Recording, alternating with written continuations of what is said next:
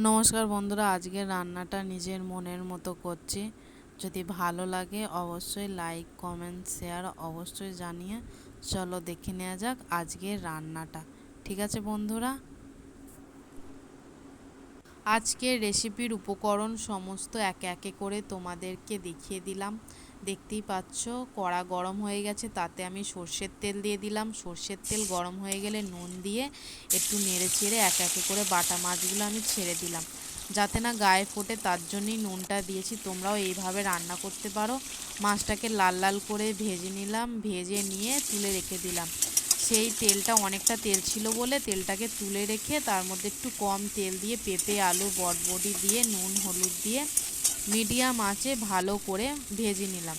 ভেজে নেওয়ার পরে একটা গোটা টমেটো দিয়ে দিলাম, দিয়ে 2-3 মিনিট মতো লো আঁচে একটু সিদ্ধ করে নিলাম। হয়ে যাওয়ার পরে আবার 2-3 মিনিট ভালো করে ভেজে 1 মগ মতো জল দিয়েছি আর নুন দিয়েছি। নুন আমি আগেই দিয়েছিলাম আর আরও একটু দিলাম, দিয়ে সেদ্ধ হতে দিলাম।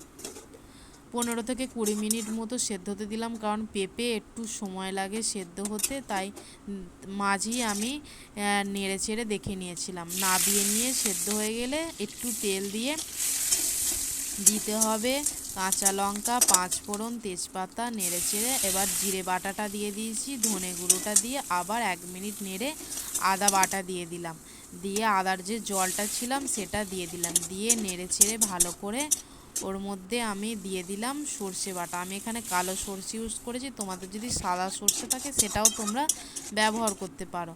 নেড়ে চেড়ে তার মধ্যে একটু হালকা গরম মশলা দিয়ে আরও একটু ভালো করে নাড়লাম। মশলাটা কষিয়ে সেই সেদ্ধ সবজিগুলো দিয়ে ভালো করে আরও 5 থেকে 10 মিনিট মতো ভালো করে লো আঁচে আমি নেড়ে চেড়ে ওর মধ্যে ফুটতেই মাছগুলো দিয়ে দিলাম। তোমাদের যেরম বাড়ির সদস্য তেরাম তোমরা মাছ দেবে, দিয়ে ভালো করে ঢাকা দিয়ে একটু ফুটতে দেবে। দেওয়ার পরে নাবিয়ে নেবে, দেখবে তোমাদের এই মাছের ঝোল রেডি। এই মাছের ঝোল খেতেও তোমাদের ভালো লাগবে। নুনটা কিন্তু তোমরা আন্দাজ মতো দেবে। এই হেলদি ঝোলটা এই গরম ভাতের সাথে অবশ্যই ভালো লাগবে। আর পুরো রান্নাটাই কিন্তু আমি কাঁচা লঙ্কা দিয়ে ইউজ করেছি, আর মশলা বেশি দিইনি, অল্প অল্প দিয়ে ইউজ করেছি। যদি ভালো লাগে এরকম রেসিপি অবশ্যই লাইক শেয়ার কমেন্ট করতে ভুল